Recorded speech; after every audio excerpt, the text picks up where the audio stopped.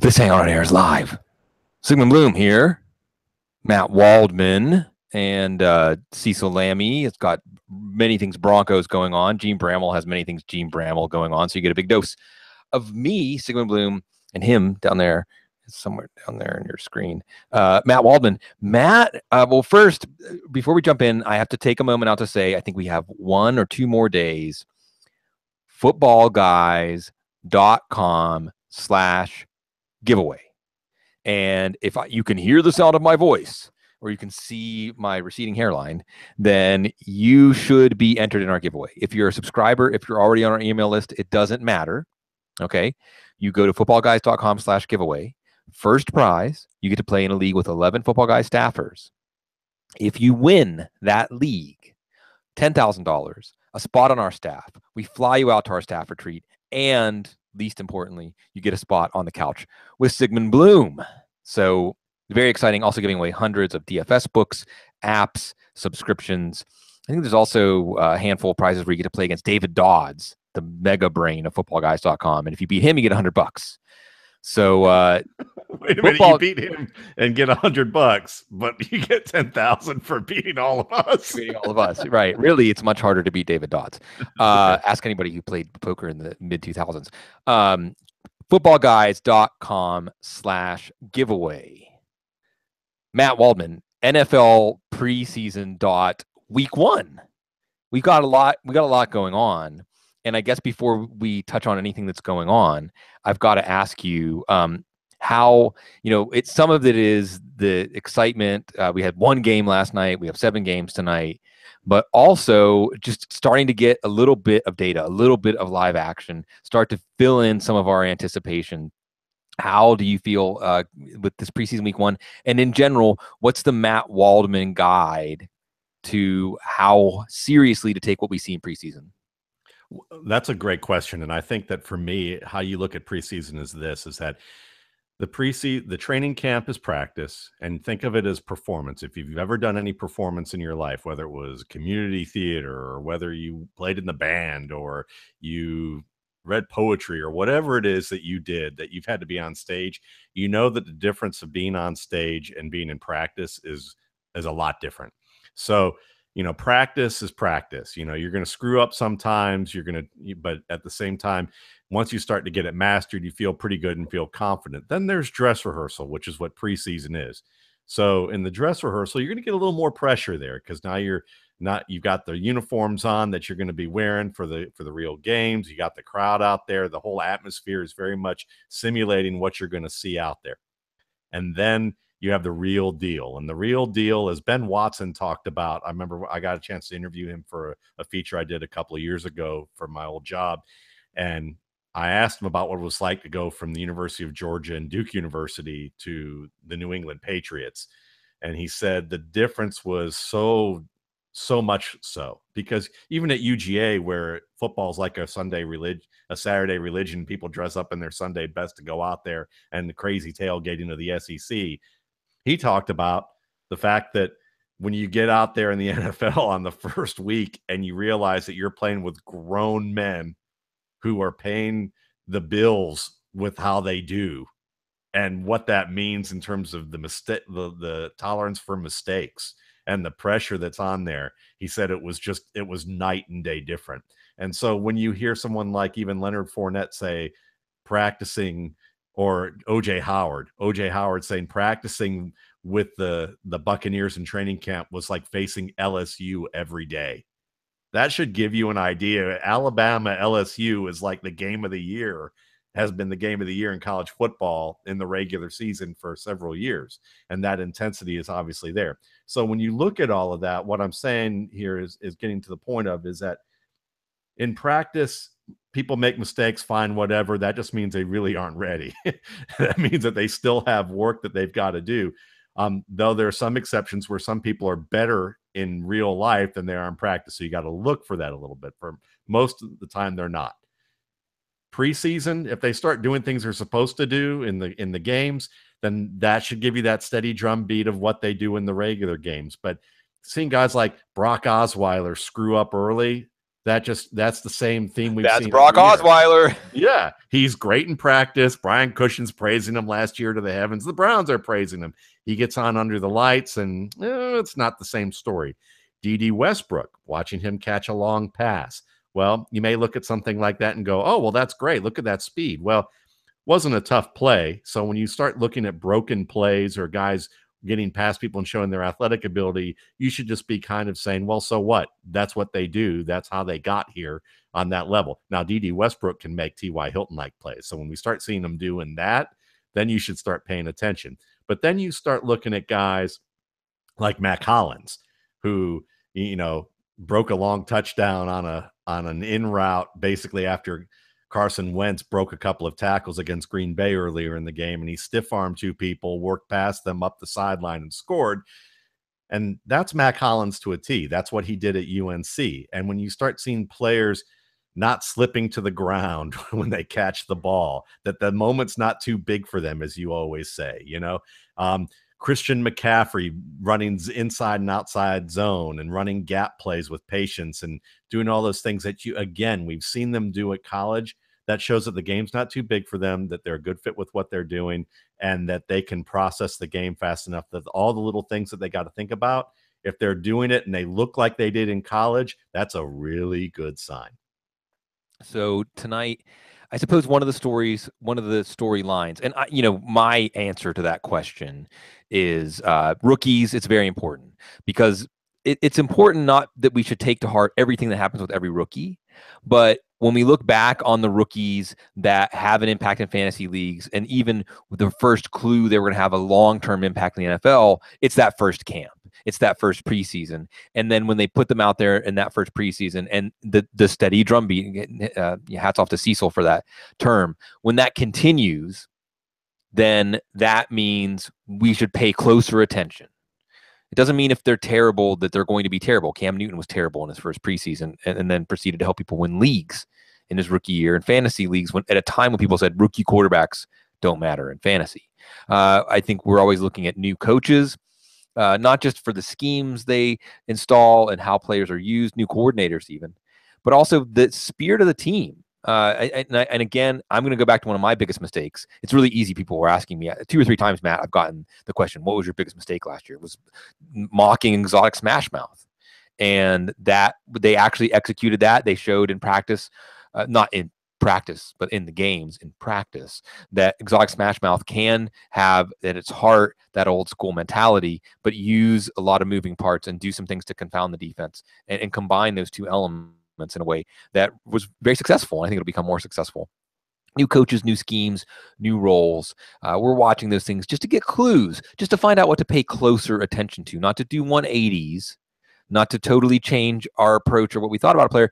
But I will say every now and then, and this is where intuition comes in, every now and then you do see something that makes you say, I might have had this wrong. Let's talk about what's going on tonight. It's starting with a rookie, actually, and a story that may be developing.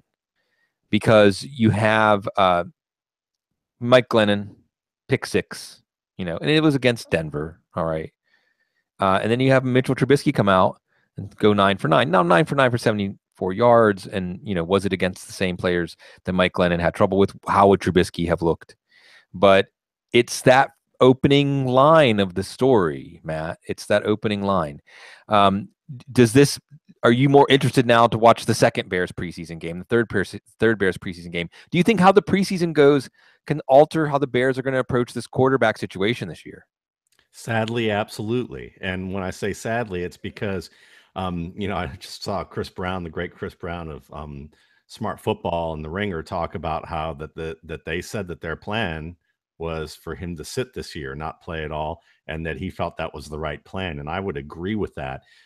But at the same time, when you see that he's having such a great team, game against third stringers right now, well, that starts the drumbeat. Well, let's see what he does against second stringers. How does he do against them in the second game? Is he playing so well in those aspects, and he's playing well in practice still, that we feel good about him and we should give him a shot to see how ready he is? Well, yeah, because players sometimes exceed expectations. I mean, to the point where you kind of have to look at it and say, we can't just deny this any longer. Now, at the same time, the devil's advocate side of this would be, okay, well, he's playing against third stringers. He knew he was going to play against third stringers. It's a different set of pressure to know that you're going to be the mop up duty guy than if you're going to be the starter in the first preseason game, because we all know that those roles take on a different level of pressure for a young player when they come in. They're going to put much more importance on how you do as them saying, we expect you to be the starter right away, to us like, we have no expectation for you to even play this year. So just go out there and, do the best that you can and just relax, and that's a different attitude than saying, okay, you're the man. Don't get too nervous. Don't get too nervous. Don't be too nervous. So, we talk about these athletes and we like to say, oh, they're impervious to pressure. Well, if that were the case, then we wouldn't see Brock Osweiler doing what he's doing or other players do what they do. It's a very real, palpable thing. So, yeah, I want to see more. I also think that means that they will increase the difficulty level for him and see how he handles it. And it is something that we have to note. It is, and look, and it's Trubisky, and it's a different situation. But again, if you want to say, "Oh, preseason, who cares about preseason?" Preseason was when everybody started to wake up to Dak Prescott, and the more seriously you took Dak Prescott, the more likely you were to maybe be the first one to pick him up on the waiver wire, or maybe you missed him on the waiver wire, but you traded for him, or otherwise you took seriously the Dallas offense. And you could say, well, it was just preseason, but if you watched him and said, hey, he was a fourth round pick, but he's good. And as you let off with, Matt, there is something to be said about how players play when the lights are on, even if it's half speed football, especially when it's the first time that we get to see them. You mentioned Mac Hollins in Philadelphia, and they're trying to sort out their wide receivers, and certainly that's going to be interesting, especially if Torrey Smith can't get the engine to turn over. What else? Anything else? Just salient takes, and it's the first week of the preseason, so absolutely a valid answer is not really much because it's just the first week of the preseason, and of course Brock Osweiler is Brock Osweiler. Yeah, I mean, I think that again, some of the things that were notable to me last night, watching Kelvin Benjamin score the touchdown he did. Two things that were salient to me about that. One is he looked like he was in pretty darn good shape. So the idea that he had gained a whole lot of weight, maybe that happened, and maybe he did lose it. And if he did, and if that really turns out to be true or is true, then you'd have to be careful about him getting injured after that much weight loss, even though he looked very good on that play. But number two is, I just think about Chris Spielman after watching Atlanta versus Carolina last year, and they doing all the introductions, and Chris Spielman is typical, like, just great way of commentating about football. They talk about how dangerous Benjamin is and what he's going to be, and they hype him all up, and then he just interjects. And you want to talk about wet blankets? Oh my God, he's just like, he just says, "Yeah, but wait till they press him." And it's like all he said in the game. And then throughout the game, Falcons pressed Kelvin Benjamin. He did nothing that week. So you watch that type of an effort, you see him not get pressed. You're like, okay, well, he's tall, he can leap, he can extend and catch the ball. We haven't seen anything new there. Why are you getting excited about that? And I think sometimes you have to look at certain plays with that critical eye and say, is he wide open by a mile? We know he's fast. Can he leap high? We know he's tall. Did he do it against tight coverage?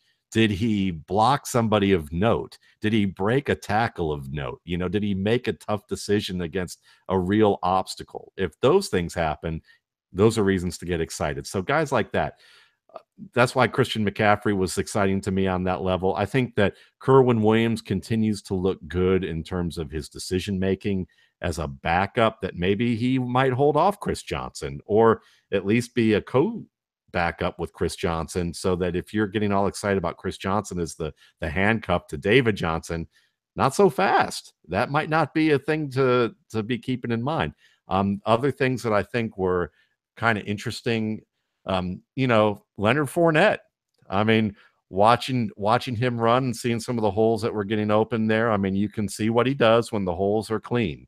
What we want to see next is, what does he do when the holes are dirty? Dalvin Cook catching passes. Yeah. Nice to see him, and getting a lot of work early, which is, again, a good sign as a rookie that they feel like, okay, this is our guy. We want to go with him, and we got to get him confident and get him some time early.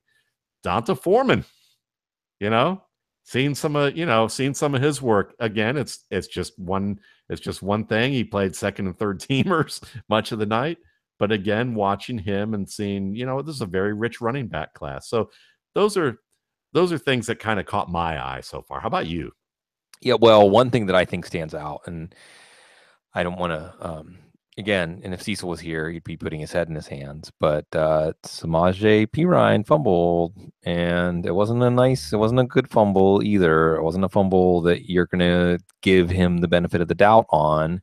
One of his blockers was in his path, and he cut back behind the blocker, and just the ball kind of grazed the back of his blocker and came out. Man. And that's why Matt Jones lost the job last year. And I do think that, assuming Rob Kelly doesn't have a case of fumbleitis or otherwise, if Rob Kelly's level play doesn't go down from where it was at last year, Ryan's not going to. I mean, there's going to have to be some sort of sea change for us to see Ryan take over that backfield. Not that it couldn't happen. I mean, maybe we could see is Ryan getting 3, 4, 5 carries a game and busting off one of those carries for 20 or 25 yards each game, to the point where Washington has to give him more work. But it's, I don't want to say I'm superstitious or otherwise. I think that there are such things as omens, but that's obviously what they were watching more than anything. Yeah. That was the point of emphasis. Go ahead. And that's an interesting point about Perine as well, because, when I was looking up my spreadsheet for how I graded Perine as a ball carrier and what his security was. And one of the things that I was doing was looking at the metrics of, fumbles per touch. And he was on the borderline of starter and committee caliber. He had 120.8 touches between fumbles in his career. So not bad, but very on the edge of being a starter caliber back. And I didn't see any notable ball security issues at that time. So what that tells you, is that maybe there are some minor flaws that are being exploited at this level that he's going to have to really shore up, or he's overthinking things. Exactly. Well, that's the thing, right? So we can get into philosophy here, life philosophy or spiritual kind of ideas, that if you fixate on the negative outcome, you're more likely to bring it about. And Jay Gruden is that kind of coach, man. Yeah. Yeah. He's a negative Nelly kind of guy who, you saw that running back situation last year, and he had like Keith Marshall starting well in camp. Mm-hmm. He had Matt Jones. You already kind of had the pressure on, and when they didn't look good that first game, he had a tirade. And like the only guy that was like even half decent was Kelly. And that tirade basically lasted throughout the year. I mean, so I'm sorry, go ahead. No, I just think I think that that's a big takeaway from tonight. And it's not just the idea of ball security being very important to him. It's just that I'm sure that was the point of emphasis going in for this game for Perine, is you just got to show us that you can secure the ball. There was an article written about it. So, I said 7 games, actually 5 games. So I think that's a key takeaway. I think we may see Rob Kelly's ADP inch up a little bit. What do you think of Deshaun Watson? Well, Deshaun Watson showed Charles McDonald at Forverts did a tremendous job chopping that game up today on Twitter. And I think that he nailed it, that Deshaun Watson's going to miss some easy throws. This is exactly what we saw at Clemson, right? He's going to miss some easy throws. His accuracy can be aim accuracy, where he doesn't have those smooth, easy mechanics where he's not thinking about it when he's throwing the ball. Sometimes you see some throws he misses badly, that you just think an NFL starting quarterback has to make that throw. But his processor speed, and it is preseason, okay, but you really see his processor speed with bodies flying around him in danger, and how he does play, like I like to say, in the eye of the storm. And I do think, and we can look at the Texans last year, that they're going to err on the side of patience with Tom Savage. I think that we're going to have to see Tom Savage fail miserably for 3 or 4 straight games. I think we're going to have to see them get into an 0-4, 1-4, 1-5 kind of hole to see Deshaun Watson in October But I do think that once we see that change, it will be permanent, because he will offer added value on those plays that break down, as they do so often in the NFL. And for every play, an easy play that maybe Tom Savage would make, just how you drew it up and you step back and you hit your back foot and you make the throw, Watson might miss some of those, but he's going to create so much more than Savage, who's more robotic, not going to create, and otherwise going to cause problems against good pass rushes. And and one other thing from that Houston game too, that Charles did a tremendous job pointing out and showing, but also matches a steady drumbeat from camp. And that's the other thing, by the way, about preseason. When we're hearing the steady drumbeat and then it shows up in the game, that's another reason to go back and underline whatever that was again. And this one is Nick Martin, Zach Martin's brother, their second-round pick last year, a center who they lost for the year last year. He's looking fantastic, and there was a lot of stuff coming out of Texans camp that he was an addition. So maybe that's something to be a little bit more optimistic about Lamar Miller, but just a little bit, because you said Dante Foreman, Tyler Irvin, these guys are going to chip away more at his workload. And he was there's a whole class of players, Matt, that if you look at ADP, so I'll veer into a different topic here, because I think you and I both are spending a lot of time looking at ADP, and not looking at ADP to dictate what we're going to do in our drafts, but looking at ADP because it's a picture of the hive mind. It's a picture of where the fantasy football community is, right? And we watch for adjustments, like will there be adjustment to the Kelly and P. Ryan ADP after tonight? Will there be an adjustment to Thomas Rawls going in the 13th, 14th, 15th round, and Eddie Lacy going in the 6th, 7th round after Bob Condata says, hey, Rawls is the first team back and Lacy's the second team back, and not even in a right now kind of way, Jeremy Hill. Well, I know. No, you're right. You're right. Well, and I whether Jeremy Hill goes up or not, and I'm not spending a pick on Jeremy Hill, but Joe Mixon's going to come down. But there are players, and we talked about this with the Titans offense. We could do our little ode to the Titans offense tonight. You look at ADP, and it's a picture of collectively, on average, what the fantasy football community is thinking. And there are players that, when you look at what they did last year, and you look at the ADP right now, the fantasy football community, not by a little bit, but by a lot, believes these players are going to improve. And Lamar Miller is one, and I suppose my ranking is going to stick out like a sore thumb with Lamar Miller, because Lamar Miller last year produced just really honestly, from a week to week, the experience of owning Lamar Miller and the experience of owning Todd Gurley wasn't that different last year. As far as impact on your team, as far as impact on your weekly scores. They were like Frank Gore, basically. Frank Gore, Lamar Miller, Todd Gurley, they were all low-end running back twos, okay flexes, low ceiling players for the most part, 7th, 8th round value, which is where Frank Gore is. So at least there's getting some respect that they think at 34, Frank Gore can still do that, although I think you're going to see all Colts continue to slide down your board. There's Lamar Miller, though, in the 3rd or 4th round. By the same token, Allen Robinson and DeAndre Hopkins, I know they were 1st round picks last year. They produced value at about a 6th, 7th, 8th round value last year. They're going in the 3rd round. So the fantasy football community is saying Lamar Miller, DeAndre Hopkins, Allen Robinson, these guys are all going to bounce back. Are you buying it for any of them? No, I'm not. And it's, it's interesting. I ran some consistency numbers recently. I've been reprising the Crank score is a consistency ranking score. Oldie but goodie.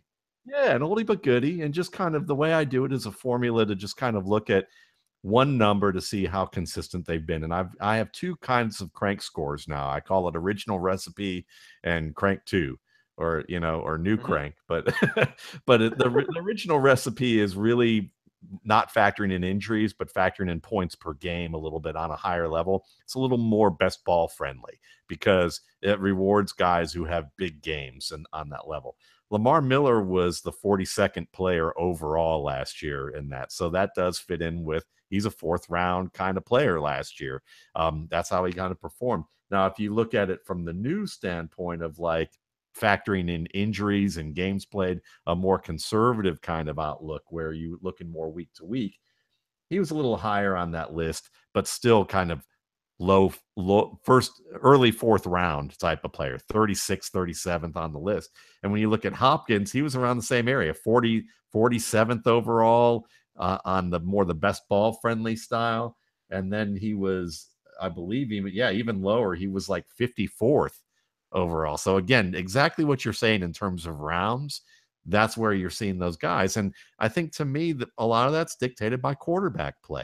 If you're going to have a lot of 3 and outs and have a quarterback doing what he's supposed to do, but not particularly doing it well, which I think Tom Savage is going to be, he's the Neil deGrasse Tyson saying, this is knowing what to think.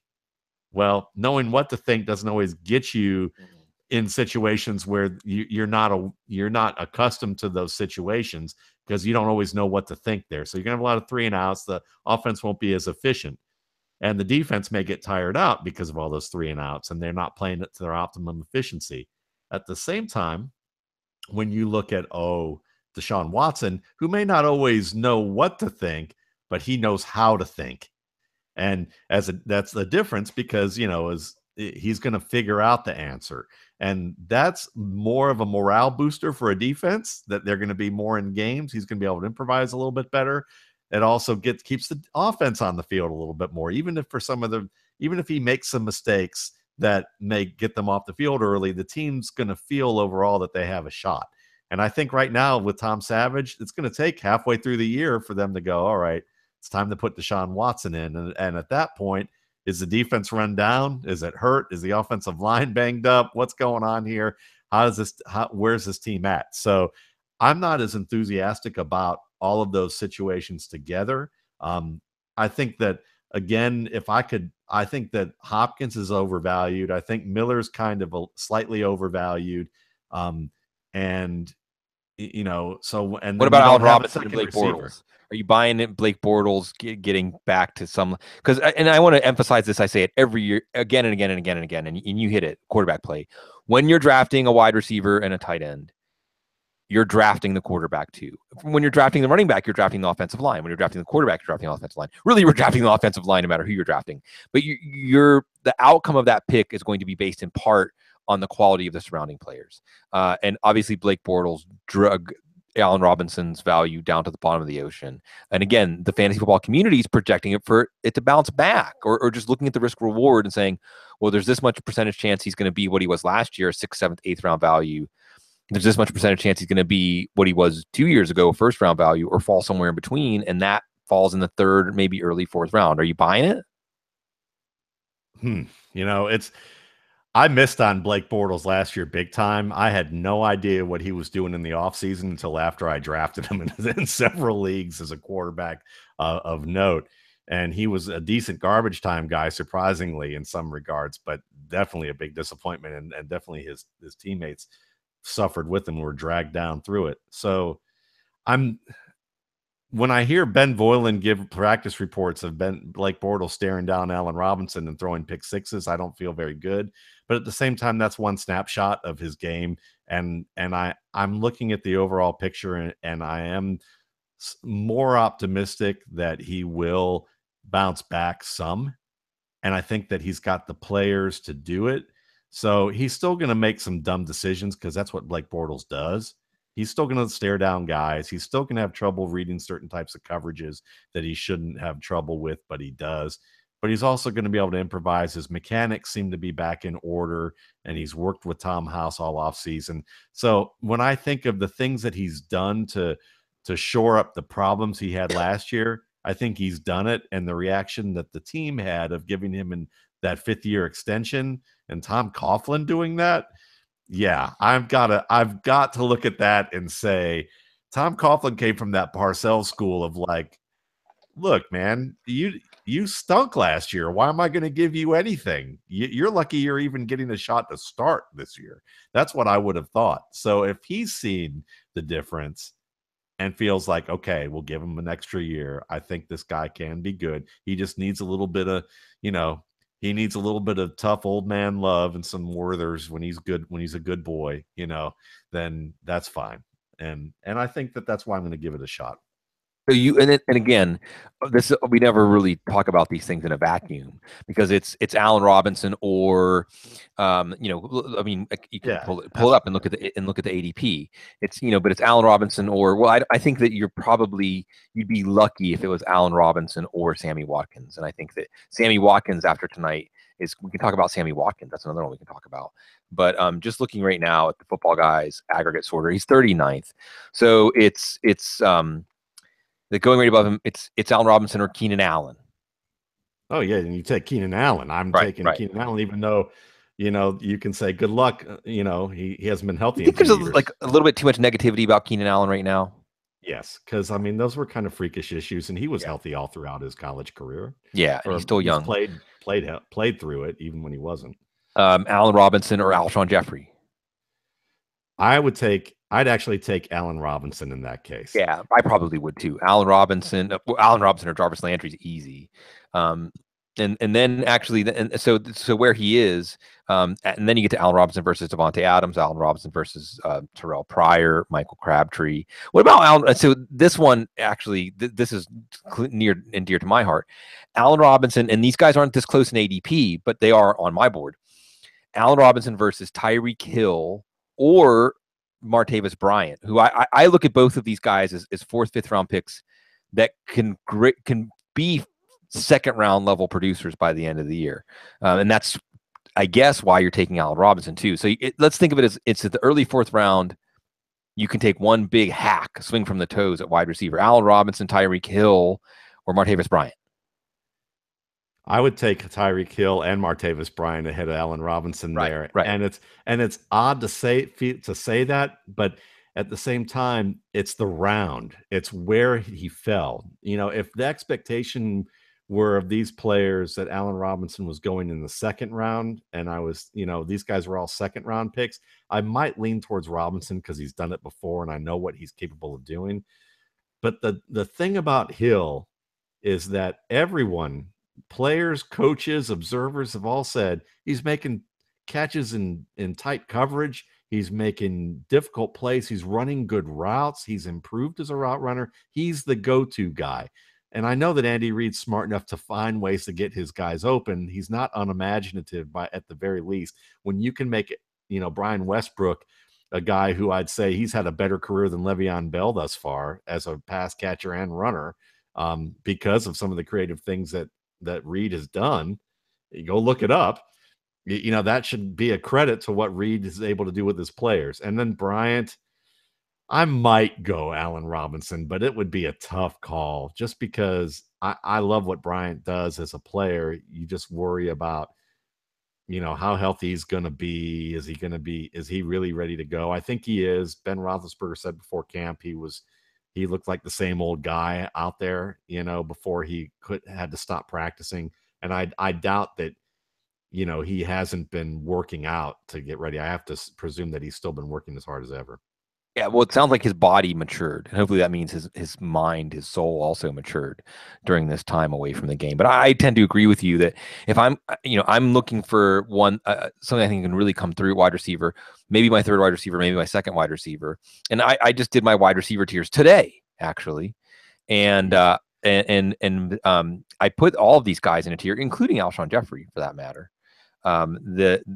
Basically these are wide receivers in the fourth or fifth round that are your upside plays, and they're the ones that you're taking because even though they come with risk, they also come with upside. And I think that at this point, Allen Robinson is probably one of the less attractive members of that tier, and Martavis Bryant, Tyreek Hill. I have them group close together. I actually have Devontae Adams in that tier too, and and DeAndre Hopkins. He's right in between the tier above, which is the Cooks, Allen, Watkins tier, Hilton, Cooper, and this tier, because I do think that Tom Savage / Deshaun Watson will be better than Brock Osweiler. And I guess then the next question is, with this news about Brock Osweiler, well, first of all, it is the Browns. Are they going to come to their senses about this? And will the start of Brock Osweiler starter, basically be over tonight? And And what do we think? I mean, a lot of people are on Kenny Britt. Kenny Britt produced in a terrible situation. How could it be worse than that? Corey Coleman starting to look good. Does that mean that, if Kenny Britt actually has a decent running mate and it's Cleveland's offense, that neither of them can outproduce that 9th, 10th, 11th round pick you have to spend for them? What do we think about Brock Osweiler's new team and teammates? I'm a believer in Corey Coleman. I think Corey Coleman showed enough last year that as long as he's healthy, he's really going to be the guy. And I know that everyone's saying Kenny Britt, but I'm not touching Kenny Britt. I just think that if he was so much better and so revitalized in the Jeff Fisher offense of the Rams, why did they get rid of him? Why did they let him walk? I mean, what was there? All I heard is that there were wide receivers who didn't want to work with Jared Goff when he wanted to watch film with them.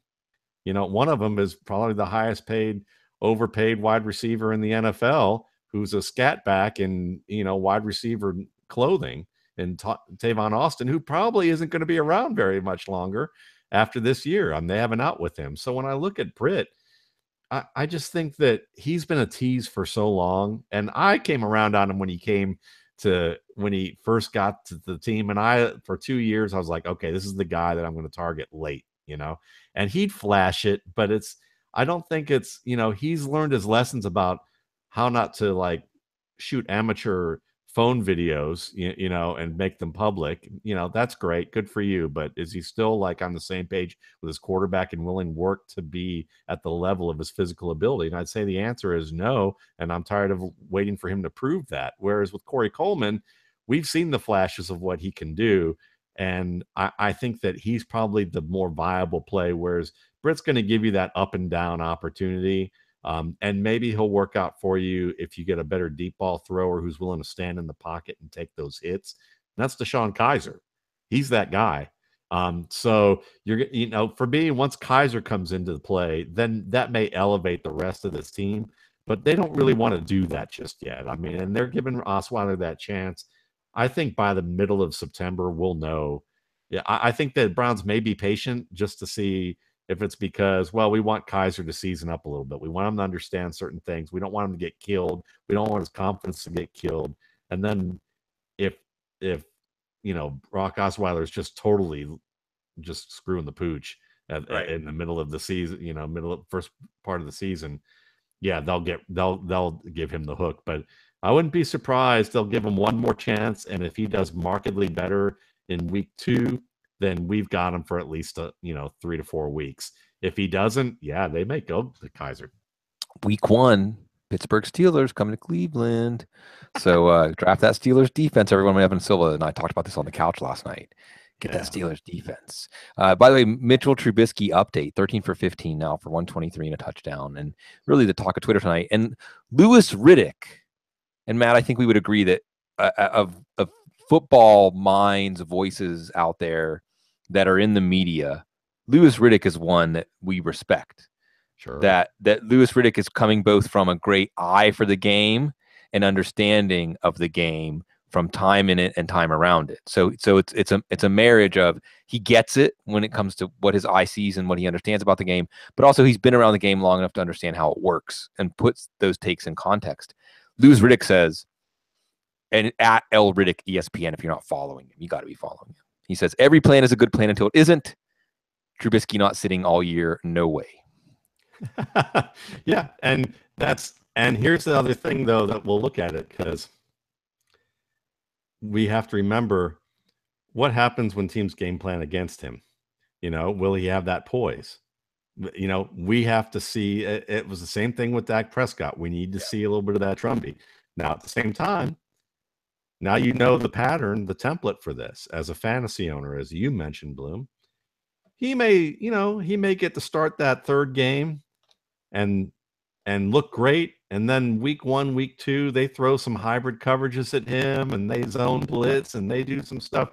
And he looks like it's some of his worst games in North Carolina. And there were some good ones out there that were not that were hard to stomach. But at the same time, if that happens, so what? He was a late round pick. Yeah. He's a guy that you took a flyer on. If anybody that you pick after the 15th round of the 20 round draft, if you're going to look at that as a mistake or you're going to criticize it, then you really aren't getting the philosophy of what you need to do with fantasy football, and you're taking yourself way too seriously. So, take some of those big shots. And Mitch Trubisky tonight has qualified himself as a candidate to take a big swing on. Well, and you had, Matt, I think it was the night of the draft when we were hanging out here on the live show when you very astutely picked up on the trade from 3 to 2 is going to make them that much more prone to be swayed by not just public opinion and public appearances, but just be more inclined to start Trubisky, and I think we're seeing that put in motion now. And let's note one more thing that we did talk about too. This is the guy with the least amount of self-awareness of all the quarterbacks, right? In a good way. That's a good thing, Ben Roethlisberger type of thing, where it's like, I don't overthink things. I just go out there and play some football, whatever. Well, and even if he does screw up, and I don't want to talk about him like it's a foregone conclusion he's going to start, but I'm just saying this is something we have to open our minds to now. That it was what the Florida State game was. It the Florida State game last year when he had some of his worst mistakes of the game, but also at the end of the game basically won the game 3 or 4 times before he actually made the throw, and they ended up losing the game. The point is that he's resilient. Now the interesting thing from the Bears' perspective is why you might start Mike Glennon anyway is they start out with the Falcons, then they travel to Tampa and their defense is rough now. Then the Steelers come to town, then they go up to Lambeau, which is always a tough ticket. And then the Vikings come to town, and the Vikings have one of the better defenses in the league. So perhaps you might put Mike Glennon out there like a human shield, like and Kyle Long isn't completely healthy yet. Right. So we'll see, but this becomes a lot more interesting. David Devereaux, and we love everybody who shows up at the chat room, and we love the chat going back to the good old days of Blog Talk Radio. And David says, have a 14-team draft on Sunday. Please, NFL, give me something on Zeke. We may hear something on Zeke tomorrow, Matt.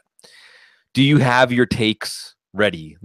Like a hawk that you're gonna release. If it's a 1 or 2 game suspension, or if it's a 4-game suspension, or if it's more, how do you have an idea of how you would advise somebody if they're holding the 3, 4, 5 pick? Those picks we're gonna have to consider Zeke this weekend, and also. And this is where we get into more voodoo. Like, what if the NFL doesn't say anything Friday and you're drafting this weekend? It's great questions. I'd say here's the upside is this. If it's a 1 to 2 game suspension and the reasons that they give seem to note that it was slight immaturity issues, things that they can't really go into from a criminal perspective, but there is a pattern of behavior, I would say move them back up to number 2 overall. Maybe, or number 3 at worst, and you're fine. And even though he's a ticking time bomb still to me in the dynasty league until he corrects it, and he easily can, but he hasn't yet, then you move him up to 2 or 3. If it's a 4-game suspension, then you're looking at the fact that he comes back week 5 against the Packers and Aaron Rodgers. And David Dodds brought this up in our chat that I thought was a really good one, saying he comes back in week 5 against the Packers. He may not get the full workload, though I think he will. But even so, then they have a bye week. So you get like really a 5 weeks into your 13-game season, that he's gone. So to me, he suddenly becomes more of a guy that drops to me somewhere between 4 and 7, in your draft. And I would probably look at him in the later stages of that, even though I understand the risk reward ratio of maybe taking him earlier.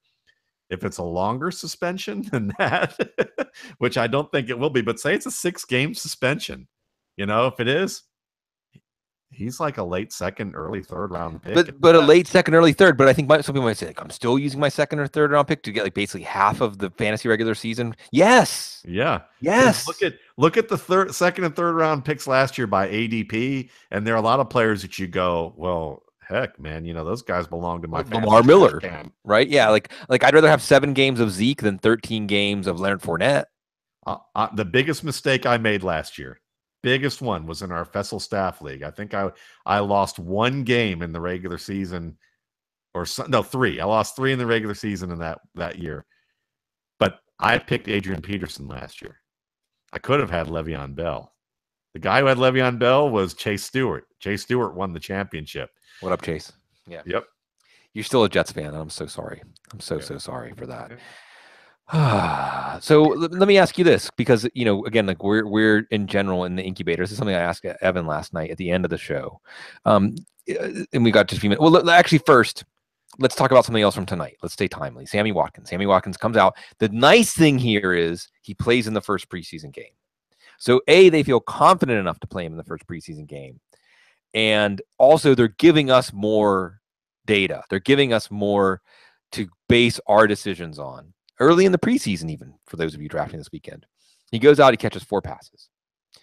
And you and I, going back to Matt, I can remember the conversation. I can picture exactly where I was in my head when I first watched Sammy Watkins. And you had already been, I don't want to say you were a Sammy Watkins truther, because you're never really a truther about anybody except maybe Cedric Bierman. You just very calmly, as you do in that Matt Mullen Mayward, saying Sammy Watkins is that good. Basically, he is that good. And I remember watching him almost like Fred Astaire or something. Is a college wide receiver. And this is not even talking about his physical attributes. This is just talking about the way that he ran a route. It was almost unfair. It was more polished than a lot of NFL receivers, a lot of good NFL receivers. So we know what he can do. And he's 24. He's still on the upslope of his career physically. And I've been pointing at Sammy Watkins as someone I like to take in the 3rd round. Although, I like to take Travis Kelce in the 3rd round. Also, I like Demaryius Thomas if he's still there. But Sammy Watkins is a 3rd round pick who can give you 1st round value. He just needs to stay healthy.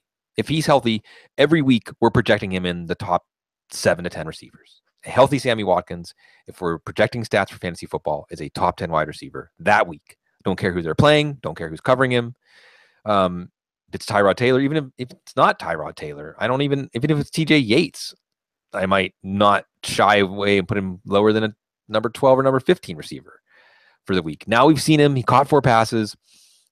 How confident are you? What's your level of endorsement on Sammy Watkins as a 3rd round pick? I'm slowly moving up because I am ranked the lowest among all the football guy staffers, but it's always been with the caveat that I just want to see him stay healthy throughout camp. I want to hear him about running short and intermediate routes where he's got to make those quick, sudden turns and breaks and really power down on that foot and show what he can do. And he stayed healthy throughout camp. He had a little scare last weekend, but he came right back onto the field and was fine. Seeing him tonight where he was running some of those routes, he's going to get elevated in my rankings for sure. So I'm feeling more confident about him on that level, even though I still think that the coaching staff is giving Tyrod Taylor and Watkins somewhat of the freeze out, and they're they're playing the Parcells kind of prove it thing. Show me that what you got, because you were in an old regime here. And Sammy Watkins had a weird start anyway to his career, because as good of a route runner as he looked, his wide receiver coach during the Ryan era as a rookie year, all the wide receivers complained because they said that he didn't understand wide receiver play as a coach and how to teach them. And this was a former wide receiver in his own right who was coaching them. And they were much happier in year 2. So that should tell you that, that's kind of a fascinating little saga there. And I think that Watkins is a guy that ability-wise, I like him. Talent-wise, I'd prefer him to DeAndre Hopkins, and I liked Hopkins a lot. But, in terms of proven career and health and, all of that, Hopkins has proven, even with last year's bad year, that he can have bad quarterback play and still be all right. At least be an okay player. I'm a little worried about that with Watkins, but I'm going to take the chance. Yeah, and some of it is just that it's a tough call. I mean, it's a really tough call because that 3rd round is juicy. I'd like Demaryius Thomas. He's in a PPR league. He's probably my first. I have Demaryius Thomas as a mid-2nd round value in PPR leagues. I like Travis Kelce. I think that we don't. He's my. It's the. I'd love taking players that, especially when we get to the 3rd round on, that we don't know what their ceiling is yet. We don't know what Travis Kelce's ceiling is without. Go ahead. Here's my counter for Kelce. And okay. The counter for Kelce, as much as I've always loved him, is Alex Smith going to actually throw him 50-50? Yeah, and it's so funny because I said catalytic converter. I should never pretend like I know anything about cars, right? And someone said the restrictor plate, right? Alex Smith is the restrictor plate on Travis Kelce's value. But Pat Mahomes. If you did, so you saw those throws they were showing, right? Right. And I understand it's practice, but he just has such natural feel. Like it's what Deshaun Watson doesn't have. And I'm not trying to say throw Watson in the trash or kick him to the curb because he doesn't have it, but it just in such stark contrast where you really feel like Pat Mahomes just sees the vectors and his body just knows he takes these little shuffle steps. It's not ugly mechanics. It's just not mechanics that you would use to teach somebody. It's just his way of doing it. He just sees it, takes these little shuffle steps, and the ball seems to come out so easy. It doesn't look like he's exerting himself, and it just drops right into the cylinder. And to me, that is something that whether it's practice or preseason or live bullets in the regular season that you can't teach. Yeah, and if it happens according to the RSP script, which is probably unlikely, but if it does, then we could say about Deshaun Watson and Trubisky, man, they've been good, but you ain't seen nothing yet. Yeah. Because wait till you see Mahomes. And then there's this other guy in Denver who's like just practicing in the desert somewhere We're going to see him next year. who we're going to see next year. Yeah. Everybody who's stashed away Chad Kelly is going to at least get the rewarded with the opportunity to see him because Cecil's not here. And I think that if Cecil was here, though, he would maybe reluctantly because he's got the Denver market that he has to also make sure. I mean, God, so much pressure because the Denver market is so eager, but to say to them like, yeah, it's probably not Lynch or Simeon really, because Simeon just has that limited upside and Lynch, it's just not happening. It's just not clicking. It is going to be Chad Kelly, but rookie quarterbacks, a lot of rookie quarterback talk. If we could just get Pat Mahomes in by the end of the season. Okay. So fine. Travis Kelce, we could cross off the list. Brandon Cooks is interesting. And I know we've talked about Brandon Cooks both off the air in terms of his own production, but maybe it's production that results for Chris Hogan or Rob Gronkowski or just this offense in general. A lot of people love Doug Baldwin. Let me ask you about Doug Baldwin. Just got a couple minutes here. I feel like Doug Baldwin is being drafted at his ceiling. If you're taking Doug Baldwin in the third round, and I've even seen him go in the second round, that's the best possible performance that you could get out of him. And with Paul Richardson coming on, with Jimmy Graham getting healthier, with Tyler Lockett healthy, unless you think that Russell Wilson is also going to be a 550 or 600 attempt quarterback, and this offense is going to flip a little bit in terms of its philosophy, then how does it happen for Doug Baldwin? Am I being too pessimistic here? No, and I love Doug Baldwin, and I'm a Seahawks fan, so I'm prone to agree with you because I've been waiting for 3 years for the Seahawks to let Russell Wilson be the guy because I still believe, whether you like him personally or not, or whether his teammates really love him or not, he has a lot of Drew Brees qualities as a talent. And that's the type of thing. I've just been waiting for them to go, look, we're a passing offense now. We've got a good defense. But that's the thing. When you have a defense like that, you want to keep it fresh. And Pete Carroll's a defensive-minded coach. We've always known that. So, we have to remind ourselves of that in essence, that defensive-minded coaches like to play it close to the vest. And they still do that a bit with Russell. And they let him turn it on kind of John Elway style at the end of games, like Dan Reeves used to, and drove Elway crazy. But I think that this is a situation where, it's capped for him at this stage. And and also, Thomas Rawls is healthy. Now he's the starter. CJ Procise is going to get a lot of touches probably, and as a receiver, but I just, man, every year I feel like Charlie Brown in the football, and Pete Carroll is Lucy holding the football, telling me Russell Wilson's going to be a top 3 quarterback, not even with the running element, because I see the talent there, but I can't believe it until I see it now. And he did have 546 pass attempts last year. It was with a running game that was in shambles, though, as you mentioned. Thomas Rawls healthy, no offensive line, and then that's the other appealing part of him. I mean, the guy was like a human pinata and played tough throughout the whole thing. I don't care if anybody doesn't like him. He's winning games and he's a baller. And he is, and look, this is where I'm talking out of both sides of my mouth in some ways, because Russell Wilson is going in the 50s. Russell Wilson is going as a quarterback 6, and he finished nowhere near that last year, but he was hurt for half the year. Yeah. And that's another thing to take into account. So maybe there's something there. He did have 546 attempts last year. So maybe maybe the Charlie Brown's foot will connect with that football. The last third round guy, and you may not have to take him in the third round, depending on who you draft with. I end up taking him at the end of the third round. And I think the third round is just such a fascinating fork in the road because it is a place where you can put down a chip on a player. Again, the players we talked about. And again, Demaryius Thomas in PPR, I feel like just send the card up to the podium. That's easy. But then you're getting into some of these interesting risk reward propositions like a Brandon Cooks, a Travis Kelce, a Sammy Watkins, a Keenan Allen, and one Marshawn Lynch. This is my son. And this is where I'm the tie-dyed angel.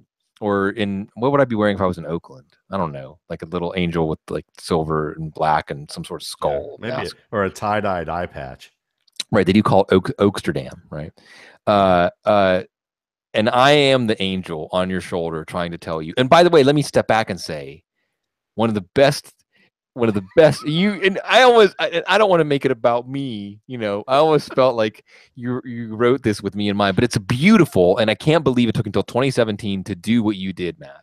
Which is and really, I need to. If I have the time, I will. I should.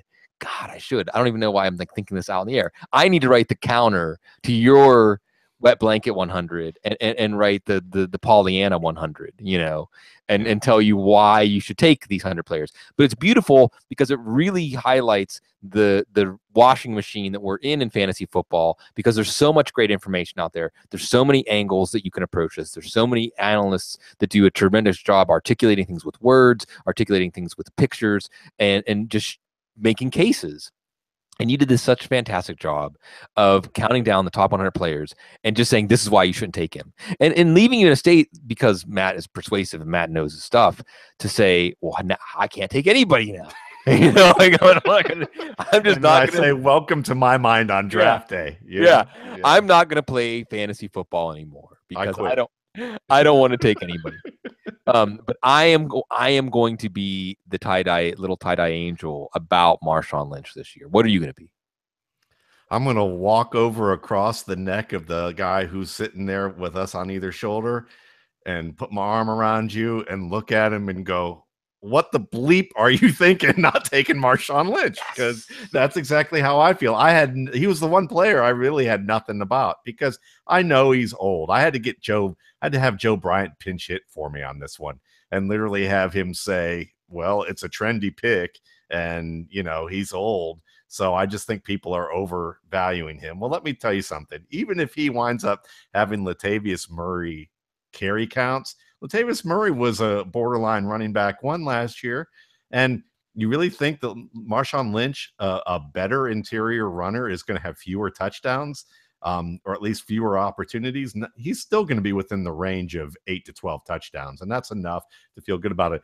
And I don't believe for a second that he's only going to get 196 touches. I don't believe that. I think if anything, if they're close and he's playing well, he's been practicing great. The teammates have been impressed with his work habits, his practice habits, how he's looked.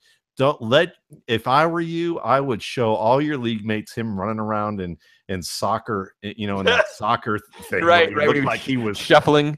Yeah, it looked like he was shuffling and he was wearing like extra clothing or something. He looked like he was pregnant, to be honest with you, like running around out there, or had a beach ball strapped to his stomach.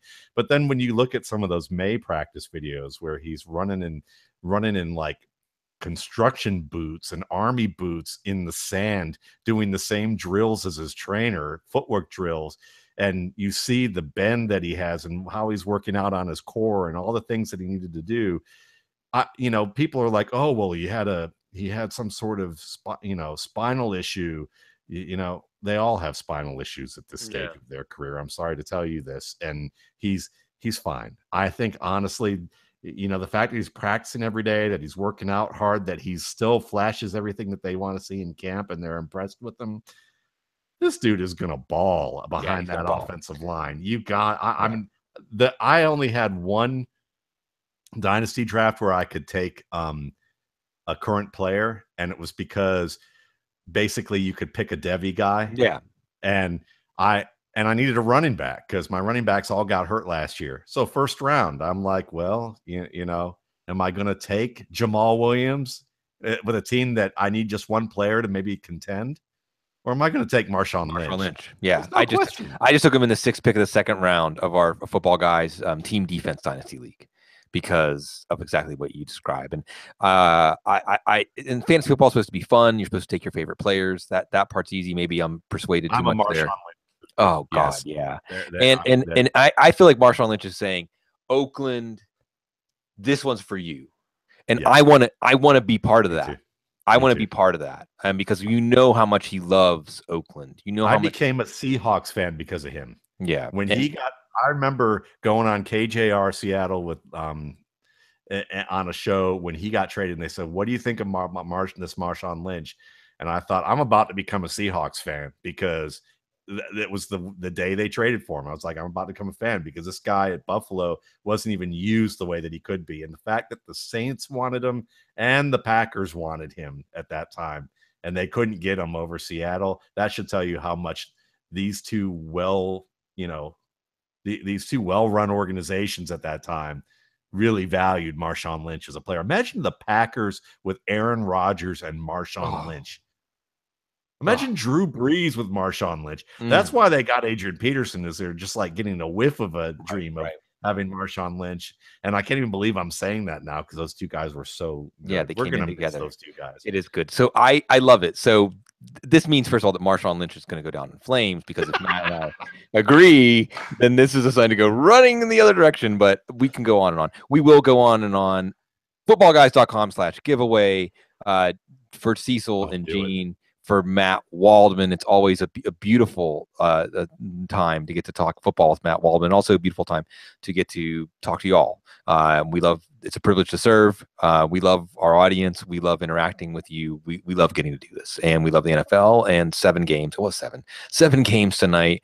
Already stories. Sammy Watkins, Mitchell Trubisky, Samaje Perine. Things are happening that you need to pay attention to if you love fantasy football, if you love football. We do. We love you. We appreciate you. We appreciate the opportunity to do this. So we will continue to be doing this. Football Guys, so many things happening. I don't even know where to begin. I know where to end. Again, footballguys.com/giveaway. Trust me. And hopefully you can get a chance to be in that league. And then maybe you get to be on our staff, be on the couch, be at our retreat in Las Vegas and get to experience the stories that will never be told in public. But we'll continue to do this in public, talking football. We love you. And you always stay classy.